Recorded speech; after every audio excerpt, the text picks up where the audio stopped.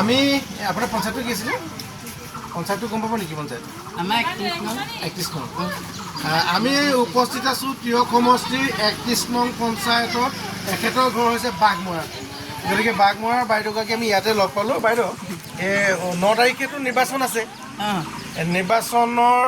তাৰপৰা দুজন প্ৰাৰ্থী তিয়ক সমষ্টি দিয়া আছে এজন AGP BJP ফালৰ পৰা দিয়া আছে আপোনাৰ বিকাশ শইকীয়া আৰু আনগৰাকী কংগ্ৰেছৰ ফালৰ পৰা দিয়া আছে পল্লৱী গগৈ এই দুয়োগৰাকী প্ৰাৰ্থীৰ ভিতৰত কোনগৰাকী প্ৰাৰ্থীৰ প্ৰভাৱটো আপোনালোকৰ তাত বেছি কিবা এটা সুবিধা দিছে পাইছোঁ আৰু সেইজনকে আমি ভোট প্ৰদান কৰিব লাগিব গতিকে এতিয়া কোনজন প্ৰাৰ্থীক আপুনি প্ৰাধান্য দিব এই দুজনৰ ভিতৰত দিম আৰু সেইদিনা এতিয়া ক'ব নোৱাৰি তথাপিতো আপোনাৰ সুবিধা কোনে দিছে বেছিকৈ